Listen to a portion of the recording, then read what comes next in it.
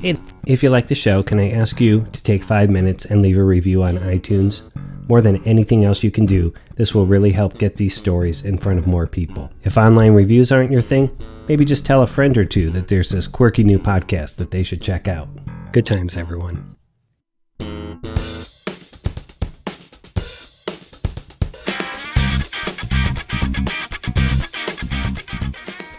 This is Season 1, Episode 10, Cut to the Chase.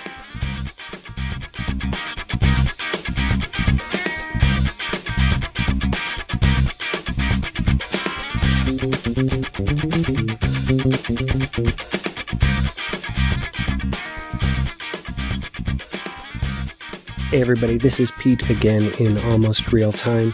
Today's show is the 10th episode of Season 1, which I had originally planned to be 10 episodes long. So from the get-go, this was going to be the last episode.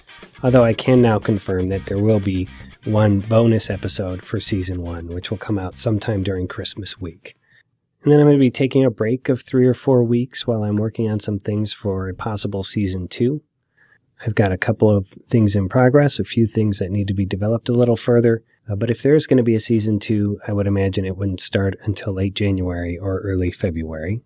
And the best way to be notified about both the bonus episode and when Season 2 starts is by subscribing to my newsletter. You can go to PeteBrownSays.com, click newsletter, and subscribe right there.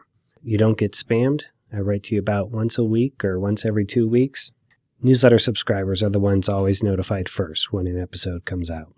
And finally, I was looking over the show's metrics today, and I realized we're pretty close to going over 2,000 downloads, which is far and away above my expectations. When I started this podcast, I realized there was a legitimate chance of having, 10 total listeners. So I'm excited to be approaching 2,000, but it's going to be a bit of a stretch to get there. So can I just ask if you've been meaning to mention the podcast to friends, or maybe you've been meaning to text a link to one of the shows to one of your friends who you think would like it? Let's try and do that this week. The one thing that I'm learning about podcasts is they grow and spread primarily through word of mouth. The 10 episodes in Season 1 are not time-sensitive episodes too. So I'm hoping people will continue to find an episode and really like it and check out the other ones as well. And the numbers will keep growing. All right, that's all for me in almost real time. I'm going to hand off now to Recorded Me for the rest of the show. Happy holidays, everyone. And as always, good times. Once there was a time when I was a hero. Those days are gone, meaning I'm on ahead. My daughter is in middle school as I write this, and she works as a writer on her school's daily video news show, which features other middle schoolers reading the announcements on camera. Now, her job, as far as I can tell, is to get the announcements and load them into the teleprompter. I'd like to think she gets an opportunity to make an edit pass on them, some actual writing work, but I suspect that between the 20 minutes she has each morning to do her job and my completely unfounded gut-level suspicion that middle school teachers find the idea of an 8th grader editing their words unsavory, that she is more or less a final check and pass-through to these words going on the air. There's one teacher in particular whose announcement she dreads, a teacher who is nearing retirement and whose morning announcements, my daughter says, come from the past. When I ask her what that means, she tries to explain it to me, but then she gets a little frustrated and just says, "I don't know, Dad, she's just old." I'm willing to bet that most of you, if you think back through your educational years, likely somewhere in the elementary area, that sooner or later you had the teacher who should have retired already teacher. And if you do remember such a teacher, I will further speculate, again, I'm just gut level guessing here, that this teacher who should have retired teacher plays a pretty large role in your personal cadre of crazy teacher stories. Am I right? Over on PeteBrownSays.com, there's a submit page, and I got a lot of good submissions when I put out a call for crazy teacher stories. So let's listen to a few now. Okay, so in high school, I had an English teacher, first period, and every day before class, we would get there a little early before the teacher got there. His first name was Jack, and we would write on the board before he got there something with his name in it that was also something random with Jack. So it would be like Jack be nimble or jumping Jack or something. And one day we were all sitting around waiting for Jack to show up for class. And in the back of the room was a big box, and Jack popped out of the box and said, "Jumping Jack." So, yeah, his nickname was Mad Jack. True story. I had a teacher who, I'm not sure he was crazy, but something he did made a big impression on me. He was a history teacher, a lay person at a Jesuit high school. This is in the 1970s, young guy with a 70s beard. And he did two things I remember. He used the word degradation to talk about the terrible things that slaves had done to them when he meant degradation. And he would talk over and over again about the degradation that slaves experienced. I remember sitting there thinking that was definitely the wrong word. But one time there had been something in the news about gay people, or probably homosexuals as they were called then, having been attacked. And I remember him saying to the class that if he wasn't a teacher, he probably would have gone and joined the people attacking. And I remember going home and telling my parents about this. This is the 1970s after all, and I was pretty impressed that the next day they called the school to complain. They said they thought that was really inappropriate. And I think that made a pretty big impression on me, that even at that time they told the school that sort of comment was not appreciated. And the other thing is, I did check, and degradation is definitely not a real word. My first year of teaching, the kids were walking all over me. And my mentor teacher told me that I have to make the kids think that I'm crazier than they are. So the next day, when they got really nuts on me, I flipped a couple desks over and threw them across the room to make them think I was crazy. They shut the up, and they were great for the rest of the year.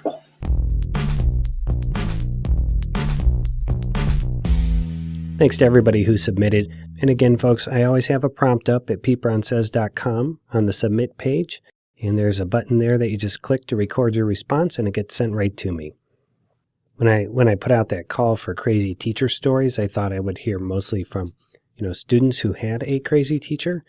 So I was actually surprised and delighted to receive something from an actual crazy teacher. Good times.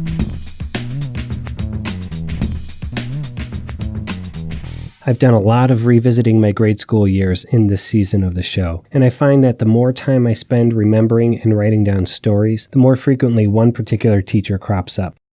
And I remember thinking back when I was in my middle school years that she was definitely from a different time. But the way this thought formed for me when I was 13 or 14 years old was to simply wonder why she was a teacher at all, because she certainly did not seem to understand kids, nor even like them. Now, I do not know what the retirement age for teachers was back then. I do know that I was only 11 years old when my dad retired, so I was inherently suspicious of anyone who was older than him that was still working. And by the time I was in 8th grade, I had learned to recognize that there was often a vast generation gap stretching between my dad and I, and no amount of hand-wringing would ever bridge it. And I learned to accept that. Except that on some issues, there would never be any mutual understanding between my dad and myself, which may be why, as I think back to my middle school years and the should-have-retired-already teacher that I'm writing about today, it's not with any anger or discombobulation or fear or an agenda. It's more about remembering my acceptance of the situation at the time. And as I wrote a lot of the stories in this season of the show, remembering them brings back the super intense emotions I felt at the time, sometimes so fiercely that I'm forced to wonder if anyone in the world ever moves on from anything in their lives. In looking back over 30 years to this teacher, I'm noticing how that acceptance I had in 8th grade has turned into an odd sense of humor, tinted with delightful pangs of disbelief. It helps, I'm sure, that I'm a parent now, and I'm married to a teacher, and in many ways I can now see how 30 or more years of working with kids might push a person over the edge. Which is why, before I share these stories today, which I am endeavoring to do anonymously, even though this teacher passed away some years ago, I want to make sure that I state up front that while these events were bizarre to me at the time, and even more so now in recollection, that they weren't really any big deal in the grand scheme of things. Like most children of the 80s, we all got through it more or less unscathed. I think what I'm trying to say in that weird paragraph is, I'm going to share 4 weird stories that involve the same teacher, but I don't think that she was necessarily a terrible teacher, and I don't want to sully her reputation as a teacher. I just want to say I remember these 4 weird things happening, and I wanted to share them with you. Is that okay? I think that's enough disclaimer. Let's do this.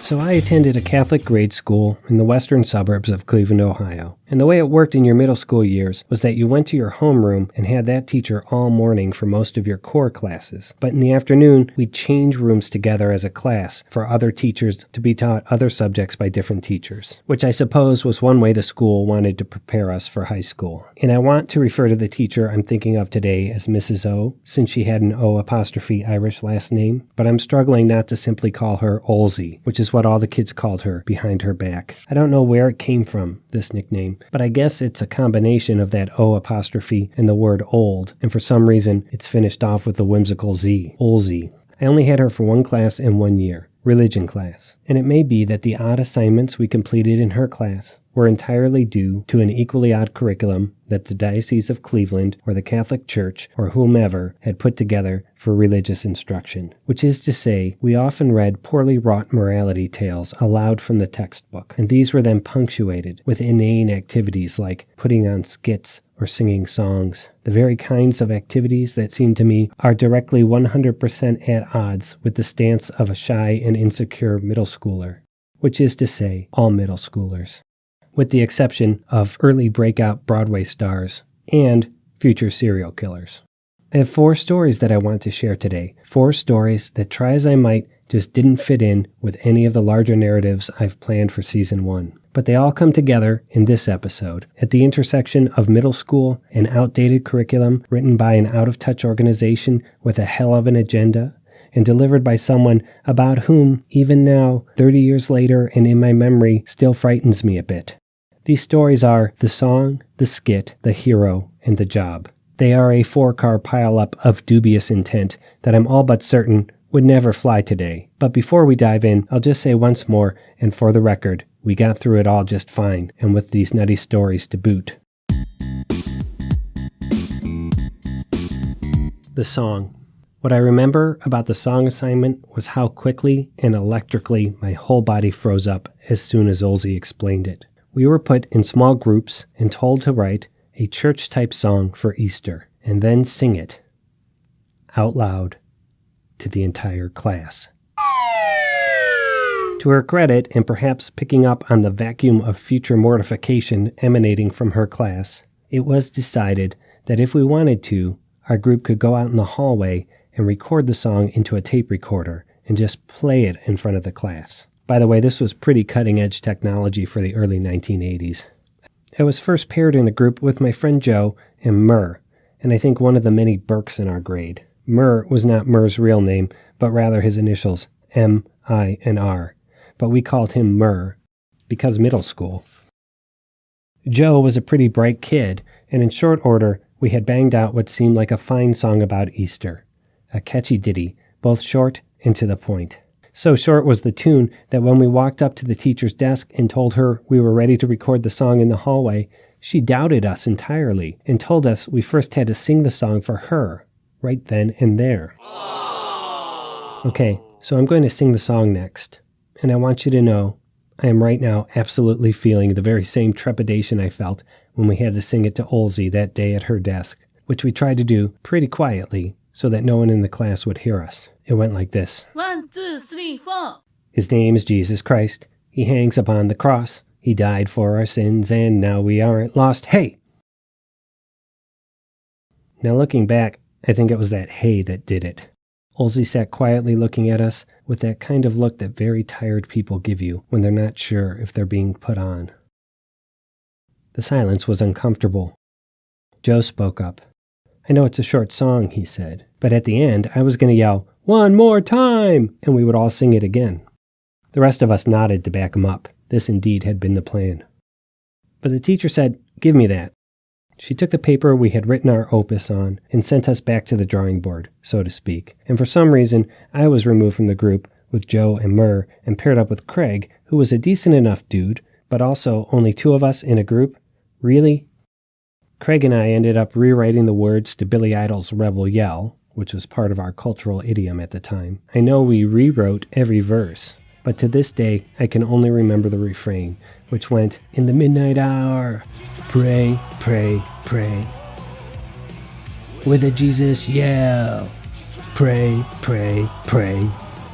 Now, for some reason, this song was approved to go into the hall and be recorded. And what I remember very clearly about the recording was that halfway through the first verse, Craig just stopped singing entirely, and I ended up finishing most of the song by myself, with Craig only occasionally jumping in on the pray, pray, pray part. I think he knew the damage that this song was about to do to what tiny shred of middle school dignity either of us had left, and he basically opted out.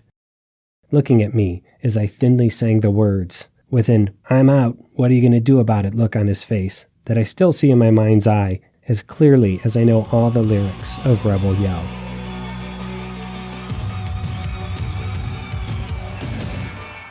On to the skit. This next story convinced me that there are two kinds of people in the world. There are people, like me, who feel giving any assignment to middle schoolers that involves them performing a skit constitutes cruel and unusual punishment. The other group is probably serial killers. It's an unprecedented second serial killer joke in this episode, by the way.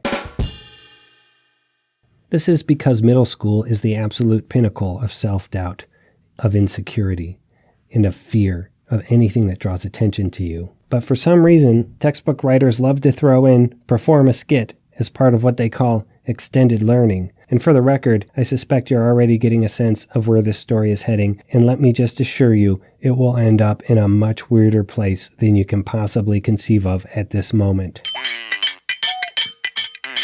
So I know we were studying racism and how our religion thought it was a pretty bad thing. So, way to go, Catholic religion textbook writers. And I'm making a logical guess here, because I can't recall for sure. I think we must have studied the Rosa Parks story somewhere in there. Because when Olsey assigned us the task of creating a skit that showed how to stand up to racism, my group, which was a mix of boys and girls, a fact which just doubled down my insecurities, we chose to set our skit on a bus. This actually seemed like a stroke of genius. We set up a few rows of chairs, 2 across, and then 1 chair out front for the bus driver to sit in. I make no excuses for what followed, but please believe me when I say that my whole group was on the same page, and that page was do as little as possible to get through this god-awful assignment. And making everything just a little bit worse, our group was the first to go, first into the breach. Now, I played a passenger on the bus who sat in the middle row. This was a coup because I only had one line, and it was one that 2 of my fellow passengers had to say with me at the same time. That line was, "Yeah!" So now imagine an 8th grade boy wearing our school uniform, which for boys was white golf shirts and blue pants, sitting in the first seat and miming like he was driving the bus. Then he mimed braking the bus and opening the door. Another student, and I can't remember if it was a boy or girl, but if it was a girl, she was definitely playing a man, got on the bus. "Go to the back of the bus," said the bus driver. When she got to the back of the bus, another passenger said, "You are not allowed to sit down."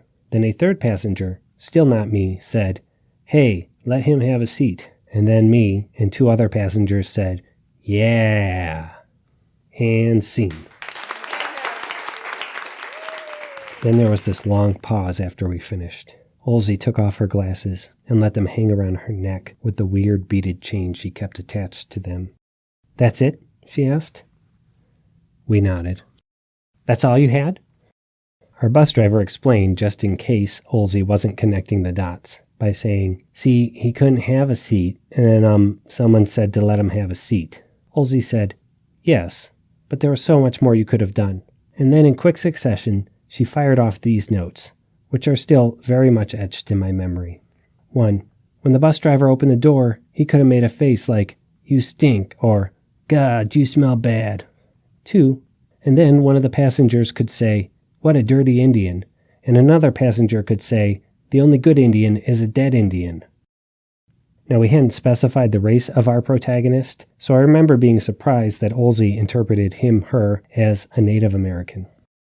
I was still sitting in my seat on the bus while she said all of this, and in charitable hindsight, I want to say that she was probably trying to fault us for just doing the bare minimum, and not really selling it with our performance.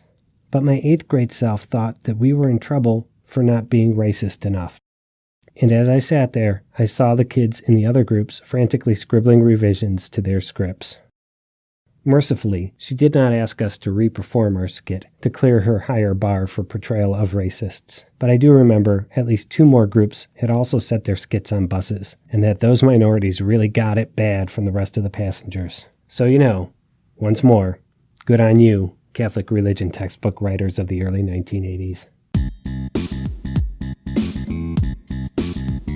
Racist theater aside, the last 2 stories are really quick, but I think about them a lot because they're tied together in my mind. Both of these happened during classes where we had to arrange our desks into a big circle, and Olsey sat at one of the desks with us in the circle, and she would ask us questions that I assume were inspired by the text, and she would go around the circle and make each one of us answer. I didn't mind this so much because it gave me time to hear a bunch of the other kids' answers before formulating my own. One time, she asked us to name a hero of ours. I listened and nodded appreciatively as we went around the room and the boys mentioned current or recently former Cleveland Browns and Cleveland Indians. I chose Cleveland shortstop Tom Verizor, who once tossed a ball to me after batting practice at Cleveland Municipal Stadium, and was thus my go-to choice for personal heroes from then on out. I can't remember who the girls said, and I'm legitimately sorry for that, but I was more interested in what paragon of Cleveland sports each boy would select, which is why I remember that when we got to a friend of mine named Mickey, who was one of the last kids to go, he said, "My dad." And then Olsey really let the rest of us have it. "Yes," she said, "all of you. Of course it's your dad. Of course it's your mom. They have done everything for you. What have these athletes done for you? Someone tell me. Anyone? They are not your heroes." And I thought, It's a trap! of course. I was the only kid in class whose dad was in World War II. I totally should have said him. Instead, like most of the boys, except Mickey, I looked down at my desktop in the hopes that someone had scratched an answer in the wood, or at least a warning about future gotchas like this, because we didn't know that she meant that kind of hero, by which I mean the kind of hero that you just say during religion class so you can move on to the next kid.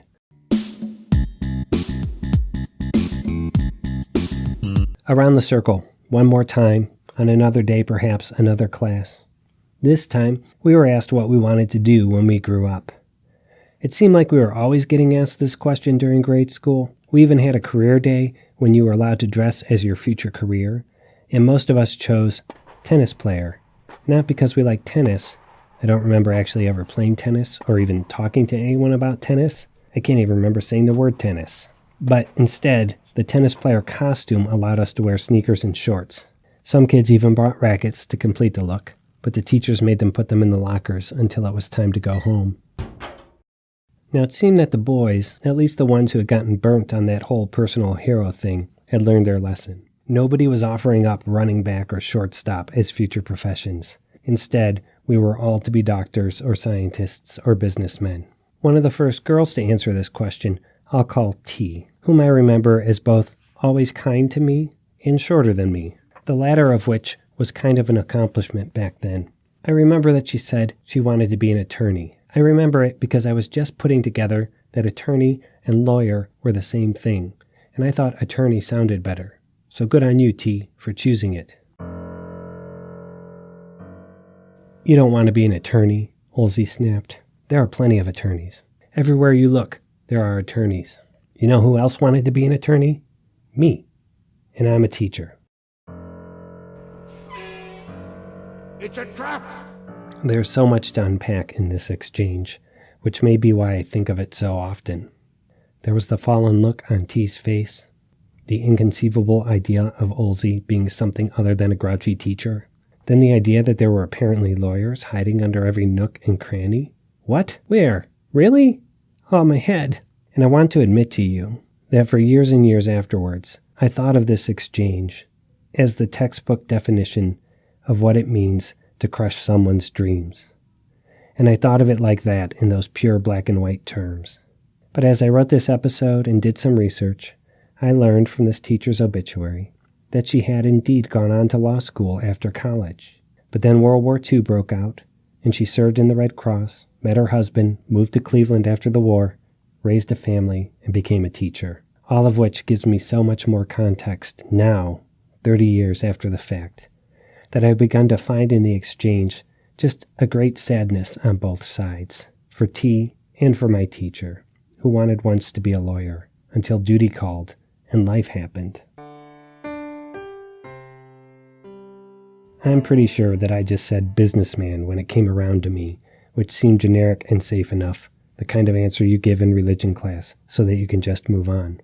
I can assure you no one else ventured to offer a career in the legal profession after the beatdown T had received.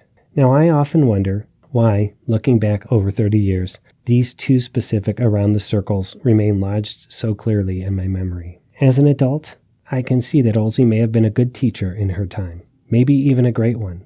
But we were the class that caught her at the tail end of it, the last year or two before retirement, when she was done with the bullshit. She had no time for empathy, and when she asked us our opinion on things like heroes and careers, she bypassed responses like positive reinforcement and all such related voodoo, and instead chose to cut to the chase.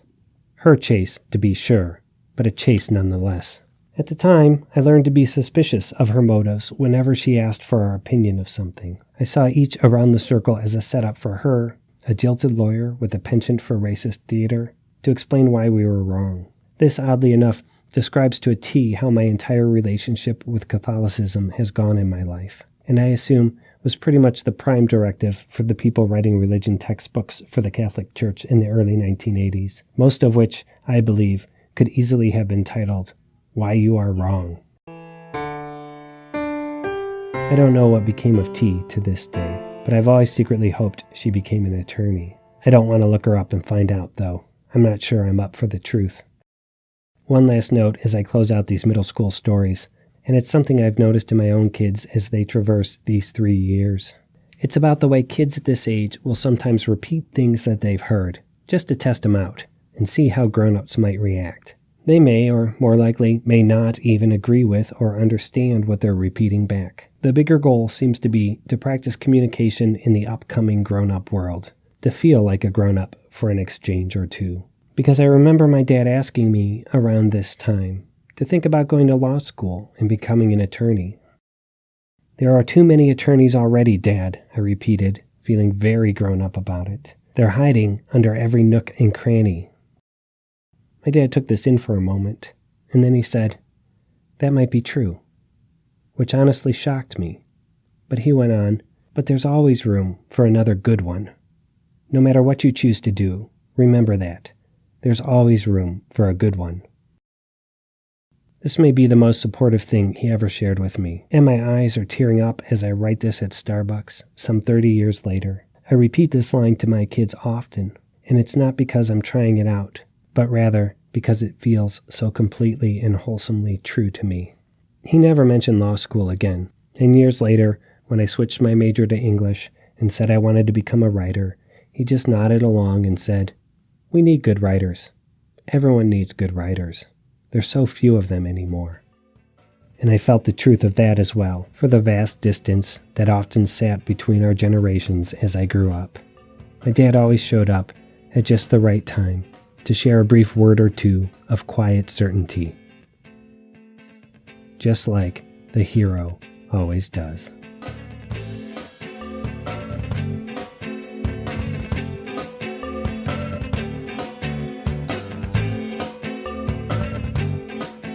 Pete Brown Says is the property of Blue Monkey Communications and is a work of creative nonfiction audio written and produced by me, Pete Brown.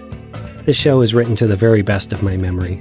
Some music in the show comes from Brian Hake and Kevin Davison, and the closing song, I'm Not Myself, is by their band Delicious.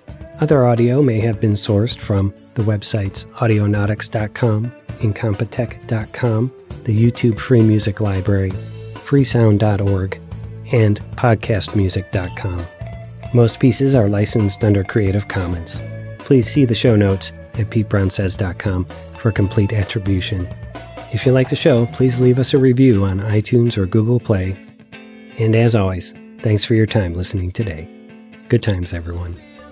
My friends steer clear 'cause I'm not myself. No, I'm not myself. Once there was a time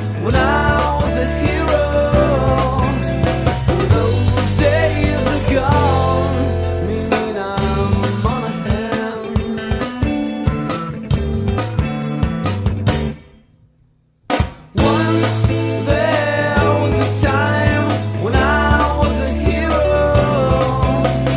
Those days are gone, meaning I'm on